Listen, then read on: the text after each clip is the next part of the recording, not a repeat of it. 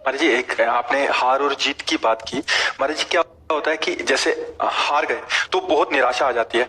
तो कभी कभी क्या होता है कि जैसे मान लो एक भारत का कोई मैच चल रहा है, पूरे देशवासियों का एक आस्था होती है और वो कोई हनुमान चालीसा पढ़ रहा है, कोई हवन कर रहा है और फिर हार जाए तो एक निराशा आती है कि भगवान ने हमारी इच्छा पूरी नहीं की। तो हमसे इसमें अभ्यास काम आएगा या महाराज जी प्रभु का इसमें हम आपको बताएं, अभ्यास काम आएगा।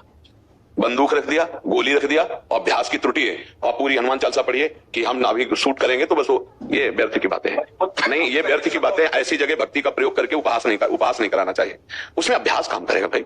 अगर अभ्यास शब्द भगवान ने उपदेश न किया होता तो हम मान लेते अभ्यास योग युक्त चेतसा नान्य कामना। अर्जुन, तुम ऐसा अभ्यास करो कि तुम्हारा चित्त सदैव मेरे में लगा रहे। अब हमने जिंदगी में कभी बंदूक नहीं पकड़ी, अब हम रख दें और सारे मंत्र उच्चारण करें कि अब हम उठाएंगे और सीधे लक्ष्य में मारेंगे, कभी नहीं लगेगा कि भगवान हमारा निशाना सधवा देंगे, कभी नहीं। गुरु करो किसी गोली चलाने वाले को और उससे अभ्यास करो और नाम जप करते रहो। तुम्हारी भागवती की यात्रा है, लेकिन गोली चलाने की यात्रा में तुम्हें किसी गोली चलाने वाले का ही जो शिक्षास्पद है वो अनुकरण करना पड़ेगा। एक आंख बंद करो, एक ऐसा लक्ष्य करो, ऐसा सालों अभ्यास के बाद वो जरा में ऐसे गोली मार देगा। अभ्यास, इसमें प्रार्थना, इसमें सब नहीं। ये बहुत उपहास का विषय है कि हो रहा है क्रिकेट हम कर रहे हैं हवन, समझ रहे हो। अब वो अभ्यास में देखो, कुछ ऐसे लोग होते हैं जो बिल्कुल भगवान को नहीं मानते, जैसे विदेश के ऐसे खिलाड़ी होते हैं, कोई भगवान से मतलब उनका नहीं। वो अभ्यास में रात दिन उसमें इतना कि वो बाजी मार ले गए। अब हमारे यहां छोटी छोटी बातों में भगवान को सामने कर दिया जाता है। अभ्यास और सांसारिक क्रियाओं में अंदर भगवान को रखते हुए चलो।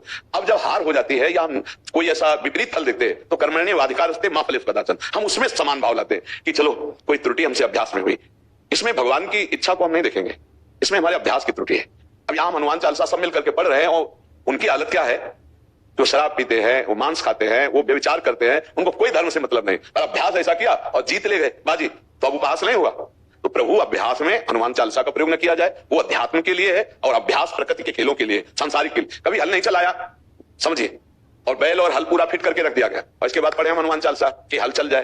नहीं भाई, ये अभ्यास का विषय है। हनुमान चालीसा श्री राम जी को प्रसन्न करके माया पर विजय प्राप्त करने के लिए, हनुमान चालीसा काम क्रोध लोभ मोह मद मत्सर इन पर विजय प्राप्त करने के लिए, क्रिकेट पर जित, तो ये थोड़ा सा उपहास होता है। जैसे जीत ले गए सामने वाले, हम लाखों हनुमान चालीसा पढ़ रहे थे, अब क्या होगा, वो उपहास करेंगे। कई जगह ऐसी जगह होता है जहां हमारा उपहास हो जाता है। हम धर्म को धर्म की जगह रहने दें और प्रकृति के अभ्यास को अभ्यास की जगह रहने दें, वहां अपने धर्म को ना जोड़ दें। ये बड़ी हानि का विषय होता है, बड़ी हानि का विषय होता है। जब उसका नकारात्मक फल आता है तो फिर सबकी श्रद्धा कि तुम्हारी में मेरी श्रद्धा कि हनुमान चालीसा को क्या फल, हनुमान जी ने ऐसा, तो हनुमान जी वहां बैठ बल्ला में नहीं खड़े होंगे जाके, तुम अभ्यास उसका करो। देखो अलग अलग क्षेत्र है। अगर धनुर्विद्या सीखनी तो स्वयं राम जी धनुर्वेदता के पास, मंत्र विद्या सीखने मंत्रवेदता के पास, स्वयं भगवान ऐसा आचरण किए गुरुजनों के नीचे बैठकर। उनको कौन सा ज्ञान नहीं है, लेकिन उन्होंने किया है। तो उसके लिए हम आराधना है भगवत प्राप्ति के लिए, और व्यापार और संसार में जीने के लिए इसकी प्रवीणता चाहिए। इसकी प्रवीणता के लिए हम वही, अब जैसे इंजन है कोई, अब हम बहुत मंत्र जानते हैं बहुत, तो हमारे मंत्र से इंजन चलेगा क्या? अब उसका इंजीनियर चाहिए भैया, वो देखेगा उसमें कमी क्या है। अब कहते बहुत ज्ञानी हो, बहुत सिद्ध हो, तो इंजन चला के दिखा दो। ये सब है। जी, सबको लगता है कुछ जादू सा हो जाए, जैसे परीक्षा है तो अभी भगवान जी पास कर देना, बट पढ़ना। हनुमान जी महाराज पूरे चरित्र में आप देखिए, हृदय में भगवान का सुमिरन है, पर क्रियाएं सब कर रहे हैं ना। लंका में प्रवेश नगर कीजिए सब काजा और हृदय राग बल विक्रम बुद्धि के द्वारा प्रवीण एकदम। नहीं, कहीं वहां ऐसा नहीं है कि ऐसा नहीं है, प्रहार पर प्रहार कर रहे हो, जय श्री राम। अभ्यास, हर विषय का अभ्यास, बल विक्रम, जहां बल विक्रम का काम है वहां हाथ जोड़ने की जरूरत नहीं, वहां बल विक्रम काम करेगा भगवान का आंतरिक चिंतन करते हुए। कहीं बाहरी अगर हमारा भगवान का उपासना का कोई क्षेत्र जुड़ा हुआ और उधर हार परास्त आ गई, ये बड़ी हानि का विषय होगा। बल विक्रम अभ्यास, ये प्रकृति पर विजय प्राप्त कराता है, हृदय से भगवान का चिंतन। इसमें हम नहीं, कभी ड्राइविंग नहीं की है, हम बैठ जाए कि आज तक जितनी साधना की है, चलो 10 कदम में गाड़ी को खंडक में गिरा देंगे, पक्का गिरा देंगे। तुमने साधना की है, अपने जीवन की गाड़ी को काम क्रोध से बचा के भगवत प्राप्ति की, उसमें चलो। अगर ड्राइविंग सीखना है तो गुरु बनाओ ड्राइवर को, महीना 2 महीना उसके अभ्यास में सीख जाओगे। अब इसके लिए अगरबत्ती खोस के वो हैंडल के पैर छूके हो कि आप जो है सीधे जीटी रोड में चलना, कहीं एक्सीडेंट ना हो में चला, कभी नहीं चलेगी, कभी नहीं चला पाओगे। ड्राइवर को गुरु मानो और कुछ दिन उसके नीचे रहो, फिर सीख जाओ। अध्यात्म और प्रकृति राज्य में आप विचार करके देख लीजिए, जितने भी महावीर हुए सबने गुरु बनाया है। भीष्म पितामह जैसे महापुरुष परशुराम जी को गुरु बना रहे हैं शास्त्र विद्या के लिए, गंगा जी उनको अलग अलग जगह ले जाकर के शिक्षाएं प्रदान कर रहे हैं। तो ये अगर हम कहीं किसी भी खेल में हारते हैं तो हमारा अभ्यास शिथिल है। हम लोग बहुत कमजोर कहां हो जाते हैं, जैसे हमारी कहीं विजय हुई, अब वो भूल गए मार संसार की यश कीर्ति सम्मान में, नहीं, अभ्यास को शिथिल नहीं करना। विजय में फूलना नहीं, अभ्यास को भूलना नहीं, तो विजय सदैव बनी रहेगी। हम लोगों में थोड़ा सा है कि जहां थोड़ा हुआ तो हम लोग फूल जाते हैं। भूल जाते हैं कि हमारा अभ्यास कमजोर हो जाएगा, उसी में होता है। अभ्यास दृढ़ है तो विजय पक्की। जी, आपका कहने का तात्पर्य है कि ये एक अलग पक्ष है और भक्ति पक्ष एक अलग, बिल्कुल अलग। भक्ति केवल अंदर के काम क्रोध लोभ, इसको इतने बड़े महाभागवत है, 12 वर्ष का वनवास, 1 वर्ष का अज्ञातवास। महाराज युधिष्ठिर क्या कहोगे इसको? वन वन भटकना पड़ रहा है, ऐसे शेर दिल हृदयों को छुप के 1 साल विराट की नौकरी करनी पड़ रही है, इसको क्या श्री कृष्ण के मित्र रहे? क्या भगवान जो लीलाएं हैं उनको पढ़ करके देखना चाहिए कि स्वयं भगवान क्या प्रकट होते। 6वें दिन पूतना को मारा था तो पहले दिन कंस को डंगा देते, सारी समस्या समाधान हो जाती।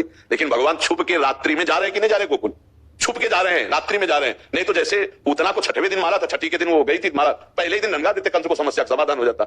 लीला है, भगवान का मार्ग अध्यात्म है। हम धर्म के द्वारा चलें, अध्यात्म ये है, लेकिन उसमें हमारा अभ्यास काम करेगा। उस ये प्रकृति राज्य में ऐसा नहीं कि ये सब ठीक नहीं। महाराज एक और प्रश्न है, जैसे जहां हमें बहुत आस्था होती है या जहां बहुत ऐसा होता है तो हम मांगते हैं कि हे प्रभु ऐसा हो जाए, अगर नहीं होता तो उस पर फिर हम क्या भाव रखें? हम कई बार कहा है कि मांगना हमारा अधिकार है, हम भगवान से मांग सकते हैं, पर ये छूट देकर नहीं, हमारी आस्था नष्ट हो जाएगी। मतलब हमने बहुत प्यार किया, बहुत हम किसी भगवान की पूजा कर रहे हैं, आस्था कर रहे हैं, हमारे लड़का नहीं होता था, लड़का हो गया और 8 वर्ष के बाद मर गए। आप चरित्र तो देखते हैं, एकांतिक में सब प्रश्न आते हैं। अब वो कह रहे हैं हमारी भगवान पे आस्था नहीं रह गई, हमारे भगवान ने हमारे साथ बुरा किया, हमारे बेटे का। वो आया ही इतने वर्ष के लिए है, उस जीव की इतने ही वर्ष के लिए गति है। अब उसको अगर लौकिकता में आप ना समझ करके भागवतिकता में जोड़ दोगे कि भगवान ने, तो फिर आप क्या श्रद्धा हो जाएगी। बहुत समझना चाहिए, अध्यात्म अलग वस्तु है और भौतिक संसार के क्षेत्रों में ये अलग वस्तु है। हम उसको उससे ऐसा ना जोड़। देखो जब युद्ध क्षेत्र चला तो लक्ष्मण जी को वीर गातनी लगी, भगवान राम सब सामर्थ्यशाली है, लेकिन जाना पड़ा द्रोणागिरी, वहां से संजीवनी औषधि लानी पड़ी, लक्ष्मण जी को पिलाया गया। कौन है लक्ष्मण जी? अगर फुसकार कर दे तो पूरा विश्व भस्म हो जाए, शेषनाग अनंत अनंत महिमाशाली भगवान शेष है, वही लक्ष्मण जी को वीर गातनी, और उसी के बाद दूसरी शक्ति का प्रयोग करता है।